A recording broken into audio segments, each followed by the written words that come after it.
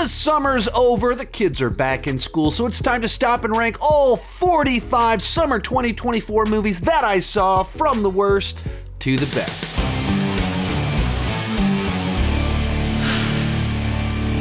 Hi, my name is Sean, and I love to talk about movies and TV way too much. With that in mind, go ahead and join me down below in the comment section. Share your ranking of the summer 2024 movies that you saw, or if that's too long of a list, what are some of your picks for the best and some of your picks for the worst? And if I missed a movie that you think I would like, let me know about it down below in the comment section as we go into this.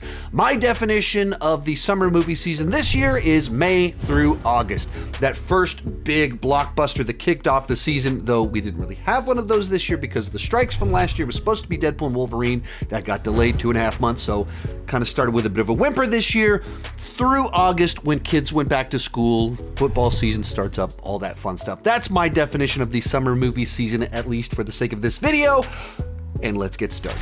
In last place, Borderlands. So apparently back in 2020, they had a really good script for a Borderlands movie from Craig Mazin. That got a bunch of big name actors to join the project, but they kept tinkering with the script and rewriting it. They shot the movie 3 years ago.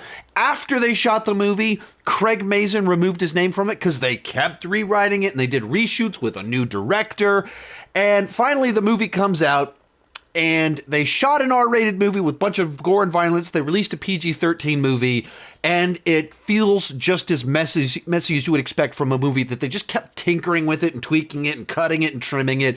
And so you get a movie where the story's fairly incoherent, the characterization's incoherent, the jokes don't land. It's a mess. A Family Affair, one of the countless forgettable Netflix original movies that came out. This one lands way down near the bottom for me because when I was compiling this list to do this video, I was like, Family Affair, what is that one? Then I realized I only watched it like 6 weeks ago, not very long ago. I was like, could barely remember anything about it. And then when I looked it up, I was like, oh yeah, just that totally by the numbers rom-com, except minus the rom and the com, because it's not romantic because you're not actually rooting for any of these characters. The comedy doesn't work, so it's not really a comedy. And it's one of these movies about famous Hollywood people in the world of Hollywood by famous Hollywood people where there's just, they don't know how to connect with normal people, so they write about what they know, and it's so unrelatable. The characters don't feel like humans, and so there's just nothing there to connect with. 43, The Killer. Now this one is almost at the bottom for me because it was just so heartbreaking to me that John Woo would remake his classic film, The Killer, from 1989, starring Chow Yun-fat, as an utterly forgettable, generic streaming movie. That to me is just like, just mind-blowing. I can't believe that that's a thing that actually happened. They've been trying to make this thing literally since the early 90s. John Woo has been working on it for 9 years, and what they released, it's just one of these streaming movies. And that he did that it exists, that 30 years for something so bland and forgettable that utterly fails to capture any of the magic of the original and just has like a checklist of things you're supposed to have in it, but with none of the impact. That saddens me. Next up, Atlas. This is a Jennifer Lopez movie where she rides in a mech suit battling other mech suits and AIs and stuff like that, and somehow it's boring. That feels like there should be some schlocky fun there. Throw $100 million, mech suits, Jennifer Lopez, and somehow it utterly fails to be engaging at all. Most of the movie is basically her having a conversation with the AI of her mech suit. That's the entire middle hour of this movie.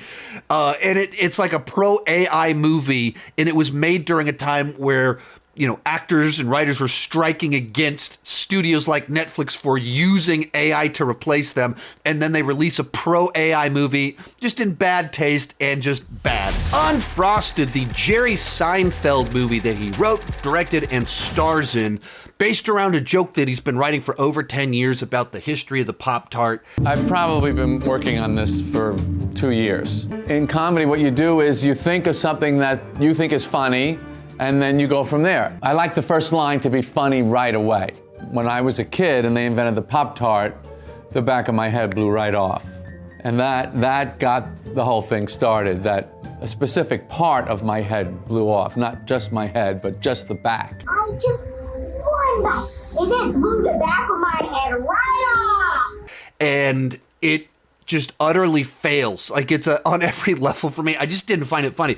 And I find Seinfeld himself funny. I loved his show. I like his stand-up. And it just does not translate into this. It feels like an in-joke for people that were really into Pop-Tarts in 1962 when they were first invented, and everyone else is just not in on the joke.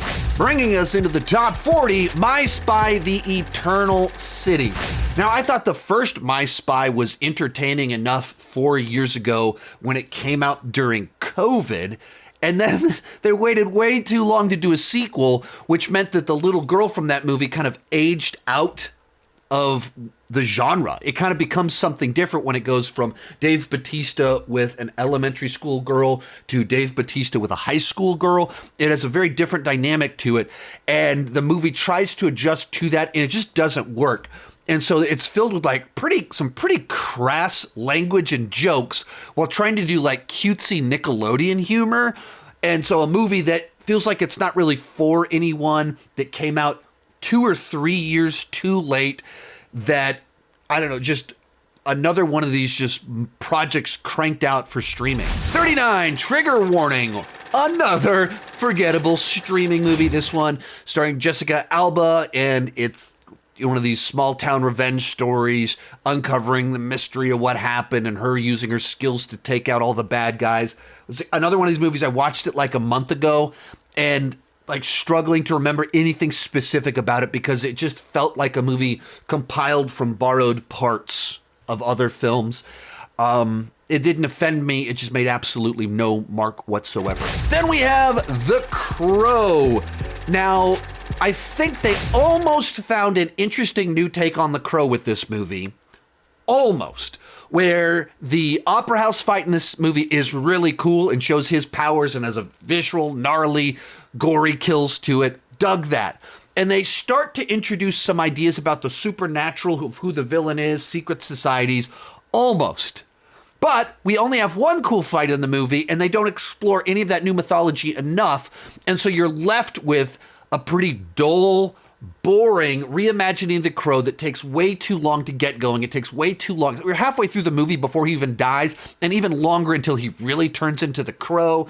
And so we spent all this time on an infatuation story. You can't even really call it a love story because it's such like, it just feels like two people on the run together for a weekend, and they have a weekend fling that's supposed to be eternal love. You just don't buy into it. And all the things that were interesting are just too small of a portion. And there is a bit of an offense here because Eric Draven is so tied to Brandon Lee. And everything about this, they reimagine all the details, the plot, the characterization, everything except his name. They keep the name, which that was the thing that was easiest to change, and the one thing that would offend the fans if you didn't change it. So some really strange decision making here, but a couple cool things. 37, The Union. Another streaming movie, perfectly optimized to be totally watchable, inoffensive, and completely forgettable. I mean, this movie in particular feels like it's compiled entirely from movies, other movies. And when people say a movie feels AI generated, the way AI works is it's basically just a complicated search engine that just pulls pieces from all these other places and mushes them together into something new. And that's exactly what this feels like. It's the plot, twists and all, of Mission Impossible 1. Using the framing structure of Men in Black about this kind of street smart outsider that gets brought into the secret society. There's all these sequences borrowed from other movies. There's one blatantly pulled out of Indiana Jones and the Last Crusade. But with Mark Wahlberg, Halle Berry, the genre, it's fun. It's enjoyable enough. Some of the action is even shot pretty cool, where there's some wide drone shots during the chases, whether foot chases or car chases, street running chases. They just shoot them in a way with drones, wide angle lenses, all this stuff where you can see what's happening, and they're in pretty locations. So it's a little bit better than some of the other ones for that reason, but just another one of these utterly forgettable streaming movies. 36, In a Violent Nature. Now, this is a film that I didn't enjoy all that much, but I respected the experiment. Essentially, it is a slasher film, very much intentionally in the vein of Friday the 13th, where the slasher is very reminiscent of Jason Voorhees, but the movie's essentially shown from his perspective. Like 75% of the movie is from the perspective of the Jason Voorhees-esque character, Johnny. And I appreciate the experiment. If you're a slasher fan, this is a movie worth checking out just to see if you resonate with it, and it's something different, fresh, and new. Did I actually enjoy it? Not particularly. I'm glad I watched it, but I don't see myself rewatching it. There is one fantastic kill in here. The yoga kill is awesome. In a Violent Nature had one of the gnarliest kill scenes I've ever seen, so that was a fun time. But then there's so much of the movie that if you're following your Jason Voorhees-esque character, what does he do a lot? Walks through the woods. And that's exactly what happens in this movie an awful lot. 35, Rebel Moon, the director's cut. This is absolutely an improvement over the initial releases of Rebel Moon. The director's cut will not be in my bottom 10 of the year the way that Part 1 was last year, but I also don't think it solved any of the fundamental issues with the film. They add in this great prologue at the very beginning of Part 1 that's easily the best addition, that it kind of sets the stage of just how brutal this fascist government is, and the stakes, it puts you on the edge of your seat sooner. And by adding the gore, the sex, the weirdness back in, it has a little bit more of its own vibe to it. I still think the story is stretched out way too long, because it's even longer here, without adding any sort of actual nuance or anything that like actually worked for me on a greater level. So still not particularly good, but definitely better than what we got before. And the action in particular, seeing gnarly, nasty Zack Snyder action is fun. 34, The Last Kumite. Now, this is where these lists sometimes can get a little bit weird, because two of the last three movies have been like ultra low budget films, and then one of them was like this $150 million Zack Snyder project. And when you're trying to compare like a niche project that cost under $1 million, and you respect what they were able to do for that and know that it's for a niche audience versus this gigantic streaming tentpole, it's an odd comparison. So The Last Kumite is essentially a movie designed for people that rewatch Bloodsport and all of these late 80s, 90s martial arts films, which is me. Like, if you walked the aisles of Blockbuster and Hollywood Video in the 90s, early zeros, looking for all of the Billy Blank, Cynthia Rothrock, Don the Dragon Wilson martial arts films, like I did, this movie was designed for you, and a number of the actors from those films and those specific actors appear in this movie. Also, one of my YouTube friends, Viking Samurai, is in this movie. He gets to do the Van Damme split kick, which is pretty cool to like look at the box like, hey, I know that guy. He's doing the Van Damme split kick. That's pretty cool. It is very much kind of like a cover band doing the greatest hits, except low budget. And so you got to keep that in mind. That's what it is. It's for a very niche audience. And if you're in that niche, there's some nostalgia fun to be had there. Next up, The Watchers. This is the movie from M. Night Shyamalan's daughter. Very much in the same vein, genre of films that he does. Kind of high concept, horror thrillers that kind of introduces kind of this strange environment where you don't know what's going on and you're waiting for the answers to what's happening. There's some real nice photography here. There's some interesting use of lore, but it's also a movie that's just a little bit too dull. It never fully feels like it like kicks into motion, and when it does start to give some answers, I don't think it fully comes together. So it's like it's the kind of movie I was rooting for it, was excited for it. It did a lot of the things that I wanted, but it never was quite as strong as I hoped that it would be, especially when you get to the end and everything's kind of answered. And so with this film, one of the things I really enjoyed about it is how on the surface, it's this horror thriller, but the deeper you dive in, suddenly it's fantasy, and then Irish lore is blended in there. What made you to decide to adapt a book that is kind of this genre blender as your directorial debut? I mean, I think it was exactly that. I think I enjoy those particular genres and all of the kind of rich mythology and world building around it. But I thought it was such a cool choice that the author made to kind of start out as this really accessible, kind of tense thriller to take you into an unexpected, larger world. And so that felt really, really compelling and smart to me, that it was like coming from a very grounded place and then moves to a much more surreal place. Okay. It's almost like that's the wrapper, and Yes. there's that sweet core to it, is all the rich lore that you get to explore with him. Yeah. 32, Garfield. And I grew up watching the old Garfield and Friends show, read a lot of the Garfield comic strips. So I was as a dad with kids that want them to get into the things I was into when I was a kid, went to this one just hoping to have some Garfield fun.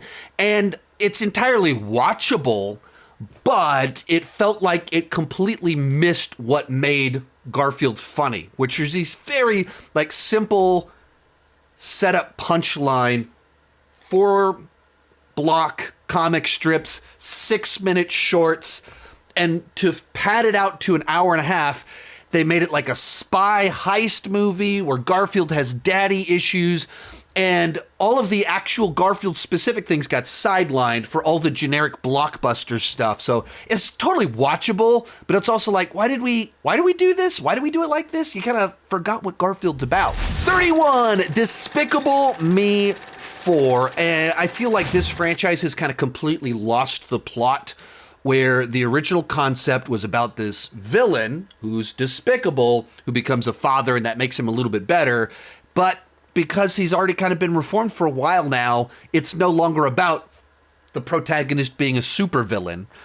And so when you get to this movie, the main plot really just kind of bookends the movie, and the entire hour and 20 minutes in the middle of the film is just a bunch of almost standalone little bits for gags that they should be shorts on the Blu-ray for a different movie or TikToks or whatever. It's just jumping through all of these subplots stacked on top of each other, but there's not much plot here. There's not much emotion, just some cheap laughs. So, like, once again, totally watchable. It's inoffensive, but it's just missing everything that made the original Despicable Me interesting and special. Bringing us into the top 30, Blink Twice. This is the directorial debut from Zoe Kravitz. And on a directorial level, I think she did a really good job with this film, does some interesting work trying to present, using the way the camera's positioned, filming people, how it cuts between sequences to disorient the audience, the way the characters are disoriented. Does a great job of putting you in their perspective. It has a nice, sharp sense of humor at times. I wanted to like it more, but as it starts to kind of like give its twist, it's a movie that's all about the mystery of this island and what's going on. When it starts giving the answers, I felt like they were just like, it was trying to tackle too many issues and ideas at the same time. The metaphor started to break down. And in particular, as it got to its final note, it lost me a little bit. I was like, I don't know where you're going with that. I don't know what that's supposed to mean. And that probably knocked it quite a few spots back on this list. But there was a lot of potential here in Kravitz's direction. 29, Trap, the latest M. Night Shyamalan film. And it's a movie that there's a lot of fun to be had with it if you can just suspend enough disbelief. If you can do that and just accept the movie's logic and kind of go with it on this Shyamalan adventure about a serial killer trying to avoid being captured at a concert while trying to have a good time with his daughter. If you could just suspend disbelief, there's so much fun to be had with all of that. Maxine, this is one that I wanted to like more than I actually did. There's a lot of great things in here. The 80s aesthetic, capturing the vibe of the time as well as the movies of that era. Fantastic. A bunch of the performances, had a lot of fun with them. But it was a movie that I felt like anybody could have predicted the reveal 2 minutes into the film. It was like, okay, that's what it is. Okay, I know where you're going with this. And then that's exactly where it went. And it feels like it just kind of goes off the rails in the third act. And and for a horror slasher thriller, I didn't feel like I was on the edge of my seat nearly enough. 27, Young Lion of the West. This is a movie that was written and stars my friend Joey Sasso. He was on a number of Netflix reality TV shows like The Circle, and this was kind of his passion project. And so ultra low budget, like ultra indie film, truly self-financed. We're not talking $1 million. We're talking like sub $100,000 film. And one he'd been trying to make for a long time. And so it has the limitations of that, but it also is able to capture kind of some of that early Scorsese feel of kind of puts you in a community, a different just value set of this specific community and the way people relate to each other and the ways that ambition can be toxic. It explores it. The budget absolutely is a restriction for it, but they were able to do quite a bit given their limited resources. Then we have Kalki 2898 AD. This is an Indian sci-fi epic where it's pulling from a bunch of different beliefs and kind of playing it out in the big epic scale and fashion. I believe it's the most expensive Indian film ever made. It takes a while to get going. The first half is pretty slow, and you get the idea pretty quickly, and then it takes another 45 minutes for the plot really to kick in. Once the plot kicks in, you get plenty of big, bombastic action. 25, The Bike Riders. This is a movie that works better as kind of a movie that just puts you in a time and a place than it does on necessarily a plot level, where it's kind of about how these biker gangs went from hangouts for these outsiders in the suburbs into crime organizations. But as soon as it gets into the interesting crime organization stuff, the credits start rolling. So it's not about that. It's about these guys and what drew them to this. And it does a good job of capturing a time. You just wish that the plot was as engaging as the atmosphere. 24, The Crumb Catcher. This is an offbeat home invasion thriller that I saw at Fantastic Fest last year. And it's a movie that takes this very odd concept about this couple on their honeymoon are tracked down by a guy that worked their wedding that's trying to sell them a crumb catcher, and it just gets crazier and more intense and more tense as it goes along, and it plays it totally straight where this unhinged guy is just so desperately pursuing them, and you feel so uncomfortable. So if you want something a little bit offbeat and different with this kind of subtle dark humor to it, check out The Crumb Catcher. 23, Humanistic Vampire Seeking Consenting Suicidal Person. This is a French-Canadian coming-of-age vampire dark comedy about a young vampire that needs to start drinking the blood of humans but doesn't want to kill people, which has her parents concerned about her, so she's trying to track down a suicidal person that she can kill because it would help them out with their actual goals. That is how dark the humor is here, and then it kind of turns in a cutesy love story as the person that she finds, they actually start to like each other. Other people I was with at the film festival liked this movie more than I did. What was your favorite film from the festival? It has to be Humanist Vampire Seeking Consenting Suicidal Person. Absolutely amazing. It was not even on my radar. My favorite film of the festival was Humanist Vampire Seeking Consenting Suicidal Person. I'm a sap and a romantic, so I also really liked Humanist Vampire. That one is a genre blender, so don't go into it expecting pure horror. I thought it was really good. I thought it was well done. Just not exactly the sort of thing that I would rewatch. 22, New Life. This is another one I saw at the Overlook Film Festival. It's kind of a spin on an infectious disease type of story where you're following this person on the run from this sort of government agency, and you're following the agent tracking her down. There's a little conspiracy about what's going on. What does she have? What will it do? It takes several different genres and mashes them together. It's one of those ones where to explain all of what makes it unique and distinct, you have to kind of spoil some of the twists. So it's a little bit tough to talk about. But I thought it was an effective little chase film. 21, Aliens Expanded. This is a documentary about the making of Aliens. It's 4 hours long. So it's, when you say documentary, I mean it documents everything. It goes into great detail, and it was kind of like one of these crowd-funded projects. So the credits for it are actually an additional 30 minutes long. So it's actually 4 hours and 30 minutes long if you watch all of the credits. This is not for everybody, but if you're an Aliens obsessed with the movie like I am, is worth checking out. We made it to the top 20. Cuckoo. This is an offbeat horror film where if you like movies about people going to this eerie, strange, secluded place where crazier and weirder things start happening, this movie just might be for you. As Dan Stevens playing one of these charismatic weirdos that's creepy, but you like him anyway. As it goes along, it gets weirder and wackier.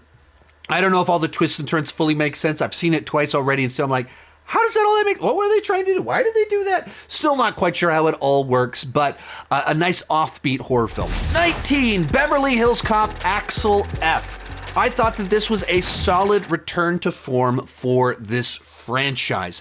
Does it compare to the original film? No, but that's a classic for a reason. This movie plays it safe, but it plays it well. And so it seems all of our returning cast members are having a lot of fun in the movie. God, I missed you, Axel. Joseph Gordon-Levitt is a very nice addition. Probably the one misstep was the nature of the relationship between Axel and his daughter. And I don't know if it's the performance or the writing, but the daughter is just too stiff of a character that she just doesn't feel like she should be Axel Foley's daughter. And it's just so one note. You were a bad dad. And I wish that was better, but otherwise, like a solid new Beverly Hills Cop film. Next up, Oddity. This is another low-budget, offbeat horror film. This one kind of doing a spin on the haunted house, haunted relic formula, where it starts off with some familiar beats, but it plays them from this whole different direction and angle. And when you think something's going to be really important, this thing over here is actually what you should be paying attention to. So a nice change of pace for a familiar genre. 17, Babes. This is one I was able to see at its world premiere at South by Southwest. It's basically Bridesmaids for Pregnancy. It's a film all about female friendships and how they grow and change with time as phases of life change. Bridesmaids did that with marriage. This one does it with pregnancy and children. It's designed to have very real humor, and so it's about pregnancy. Pregnancy is actually quite gross in a lot of ways, and it just leans into that. And so some of it's very funny.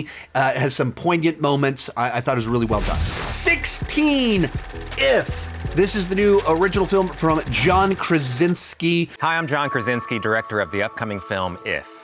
Now, If is a movie about... starring Ryan Reynolds, and it just reminded me of family films from the 80s that kind of their starting emotional anchor is about any number of trials, tragedies, hard situations that children go through, and the way they escape the pain of life into something, whether imaginary friends, an alien pet comes into your life. This one, it's about imaginary friends. And so it just reminded me of those movies that I grew up watching that could be very emotionally heavy, but also could be whimsical and fun. I wish it had a little bit more imagination in what it did with some of the imaginary friends, but very much thought it did a really good job at what it was going for. 15, Kill. This is a very violent Indian film. I was actually able to watch a year ago at Fantastic Fest, and we went into it, didn't know what we were about to watch, and then throats started getting slit, heads were crushed. We're like, yeah, this is awesome. The basic setup, it's a classic Die Hard on a Train kind of movie, and then it gets wilder and crazier. The first half, you're like, all right, I don't mean, this feels a little bit low key, and then something happens, title card drops, and it just goes full blown high octane until the end of the film. 14, The Last Stop in Yuma County. This is a movie I actually saw at Fantastic Fest last year. It is kind of this isolated thriller about all these people stuck at this diner gas station at the last stop in Yuma County, where there's some robbers with money. Everyone's trying to survive. And it's just like a real effective little thriller, just enough light humor in it. And it's one of these movies that, it's not big and flashy, but it's still very engaging. And it was good enough that the guy that directed this was offered to direct one of the next Evil Dead movies. 13, Bad Boys Ride or Die. Now, I was never like the biggest fan of the first two Bad Boys movies. I always enjoyed them. I had fun with them, but they weren't like my go-to buddy cop films. And I feel like the last two have actually done a better job with the franchise than the Michael Bay films, where they just have stronger plots, and just maybe some of it's just because enough time has passed that you care about the characters a little bit more. And so this one kind of does the Fugitive formula, but it works in this context. They give Reggie a fantastic sequence. The directors have some creative uses of the camera and drone shots and stuff like that. So just like, I feel like this franchise is at the best place it's ever been, just delivering solid old school action, comedy, fun stuff. 12, The Fall Guy, another movie I saw at its world premiere at South by Southwest, and just a fun, solid summer blockbuster with some romance, some comedy, some action in it, some wit and cleverness to it, a little bit of weirdness. It's a David Leitch film, and his movies tend to be a bit overly slick and just feeling overproduced as Hollywood products, but very, very enjoyable film that made for a great date night with my wife. Speaking of great date nights, The Idea of You, another film that I was able to see at its world premiere at South by Southwest. In the case of this one, I was able to bring my wife along to it. We were actually in the front row. Normally being in the front row of a movie is a bad thing. However, if you're at the world premiere and Anne Hathaway is at the world premiere standing 10 feet away from you because you're in the front row, well, that's a different story altogether, and that's what happened. And anyway, as for the movie itself, I think just a highly effective dramedy that's, a rom-com that doesn't have the tone of a comedy as the tone of a comedy. It feels very grounded, and it has the humor's more organic, the relationship makes more sense, and it's a movie that's kind of all about how no matter how much success you have or how old you are, you're still figuring yourself out. And it explores that really well. So it was a movie that really resonated, in particular with my wife, who watched it 1,000 times in May when it came out. We've made it to the top 10 with A Quiet Place Day 1. Thoroughly enjoyed the first two movies. I was excited to check out this movie because I thought this was a very good way to spin off the franchise, where you go not to secluded place where the Krasinski family was at, but go to the polar opposite, New York City, and I thought it did a great job at that. It delivers the experience that you want from A Quiet Place movie, but in a totally different context with different characters and different phases of life. That is what a sequel spinoff is supposed to do.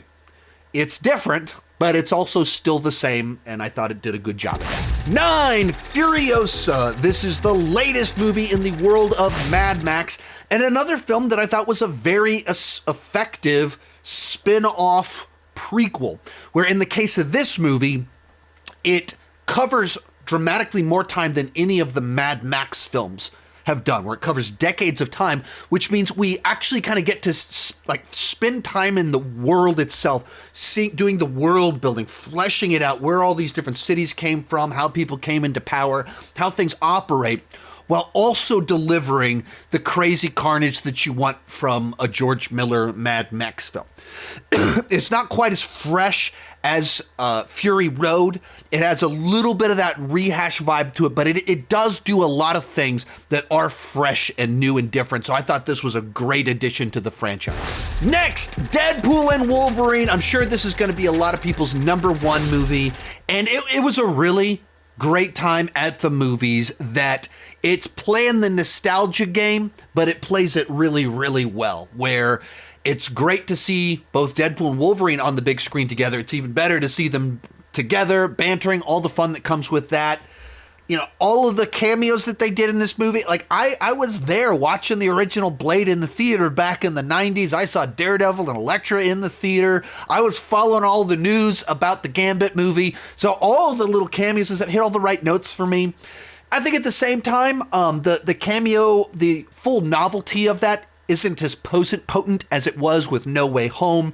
And I think this movie, like No Way Home, has some story issues where the story just exists to provide the nostalgia experience, which is very effective in both films, but also the story in and of itself is not all that compelling. 7, Strange Darling. This is a movie I was supposed to watch last September at Fantastic Fest.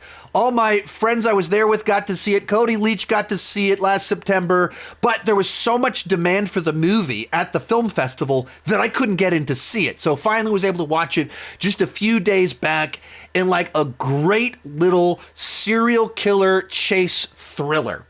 Where another one where it's tough to talk about because the less you know, the better. But if you want kind of like this small scale, really well shot, incredibly acted movie that kind of keeps you guessing and plays around with expectations and perception a whole lot, check out this movie. 6, Longlegs. Now, with this movie, for a lot of people, it got so overhyped for them by the time that they saw it that they were kind of disappointed that it didn't live up to being the scariest movie since The Exorcist. As for me, I watched it before all the buzz really exploded. I hadn't really seen a lot of trailers or marketing for it, so I just watched this movie and I was like, oh, that was really cool. It was like a throwback serial killer film that reminded me of Seven, of course, Silence of the Lambs, and a couple of these other, government agency investigating serial killer film, and with really great camera work, great use of sound design to just keep you feeling this with a sense of unease and just paying attention to all of the details in the background. Loved that about the film. And I got to interview the director afterwards, which it's always cool whenever you get to do that. I kind of felt like it'd be a fun trick in a way to just pretend like it was going to be Silence of the Lambs, like just like fake it for a minute and to kind of be like, oh, it's Silence of the Lambs, audience. Like you feel comfortable with that. You know what that's like. You know what to expect from that. And to kind of do that for a while and then take a really sharp left turn. So once I kind of had that plan in mind, it began to take shape. I mean, it was meant almost to be sort of almost a pop art look at those things, to sort of reference them directly, to actually take scenes and story points directly out of those movies. And it's meant to be a move that they did. I'm not trying to pretend like I came up with that idea. I'm actually trying to pretend like I didn't come up with that idea, that I'm referencing another serial killer movie. I thought it was a really effective movie. And so I was one of the people praising it that maybe overhyped it for other people. But when I saw it, I was like, wow, that was very, very cool, very refreshing. And I love it when a movie like this that costs under $10 million is able to go on to make $100 million. Number 5, Alien Romulus. I adore the first 2 Alien movies, and this is the Alien film I've been waiting for pretty much as long as I've been watching these films, that it just perfectly captures the aesthetic of those first 2 films with that retro analog future, tackles ideas about, these impoverished kids in desperate situation doing anything to try and get out of there. So it even has this kind of subtext kind of built into it. Fede Alvarez is great with these close quarter thrillers. This time he gets to do that in space. Comes up with like wild, crazy sequences, like someone trying to navigate through a corridor filled with floating acid using a machine gun as a thruster. That's the sort of thing I want from an Alien movie. That's what it gave me. There were a couple things in there that I wasn't crazy about, but a couple things aside, this is a movie I've been waiting for, and it almost would have been top 3 for me. Number 4, Kingdom of the Planet of the Apes. I adored the trilogy of films from the last decade, and I was so pleased to watch this movie, and I felt like it was a worthy follow-up. I don't know that it's fully on the level of those movies. I don't think it's there, but it's absolutely a story worth telling, set far enough down the line that it kind of puts the Planet of Apes in a different place to where Caesar's now this character, this legacy character to the world that they're in. And the film is able to unpack that, the way that his influence has changed all these groups of people. or apes, as maybe I should say, builds out the lore, does the world building where you get all these rules of different ape colonies and groups and tribes and how each of them works and interacts with one another. Just that's what I wanted. And this is the Planet of the Apes movie where we actually get to explore the Planet of the Apes. Real quick before I give you my top 3, remember to join me down below in the comment section. Share your ranking of the summer movies that you saw, and if I missed a movie that you think I would like, let me know about it down below in the comment section. And pretty much every movie on this list I've talked about in more detail, either in an individual review or in my monthly rankings, where I would talk about them for 2 or 3 minutes each movie rather than 30 seconds that I'm trying to do in this video, though I'm probably failing at it miserably. But if you want to know my thoughts on any of these movies, just go to the month that the film came out. I probably talked about it more in a review or a ranking. In third, Hitman. This is the Richard Linklater, Glenn Powell film that the two of them wrote. Glenn Powell stars in it. Linklater directed it. And it's just a nice, refreshing combination of genres. It's one part police procedural, one part dark comedy, one part different romance, all blended together in a way that feels familiar, but also feels unlike anything that I've seen in this combination before. Glenn Powell is just so charming and fun and funny in the lead role, plays great with the lead actress in the film. They have tons of on-screen chemistry. And so just something that's a little bit different. Also, I went to the Austin premiere of this film where at it, Glenn Powell was inducted into the Texas Hall of Fame and got to go to the after party where I got to meet my close personal friend Glenn Powell for the very first time, where we spoke for 30 seconds about how we went to the same high school, and then he was interrupted by the other 50 people that wanted to talk to him. Our runner-up, Twisters. I know for some of you it might seem crazy to have this one this high up on the list. Honestly, kind of almost everything in the top 10 are kind of doing this number, where what was the one that was just like, that was just a good old-fashioned, fun summer blockbuster that was a great date night? Which one? Well, it was Twisters, where took my wife to the press screening and she loved it. She literally, like, the shirt that I'm wearing right now is because this morning she went with my daughter and our friend across the street and her daughter to go see it in 4DX with the wind, the chair shaking and everything like that. She's gone to go see it in the theater multiple times because it's just, when you think like, what kind of movie you want to go see in the summer? This is the kind of movie that comes to mind, that it just captured big cinematic spectacle, a little bit of romance, but not overdone, a little bit of comedy, but not overdone, a little bit of emotion, but not too much melodrama. It's just had a little bit of all of it. Just classic, fun summer blockbuster. But coming in at number 1, Inside Out 2. I felt that the first Inside Out did a great job of taking these abstract ideas about cognitive development and packaging them in a way that children could understand and be entertained by them. And because children continue to grow up, I felt it was also a project that lent itself to a sequel. And then I saw the movie and I was right. I thought they did a great job of finding more ways to visualize the changes that go on inside of us as we go throughout puberty and shift from the thinking of a child to the thinking of a grown-up. There's all these things that change in forming your own identity as to who you are. And it was the kind of movie where it wasn't just entertaining, it was useful. I thought that was so smart, and having daughters that I'm trying to prepare for everything going on, I just love that that's a thing that exists. So it comes in at number 1. Remember to share your ranking down below. Check out those other videos, rankings and stuff right over there. Thank you so much for watching, and keep talking movies and TV too much. Bye-bye.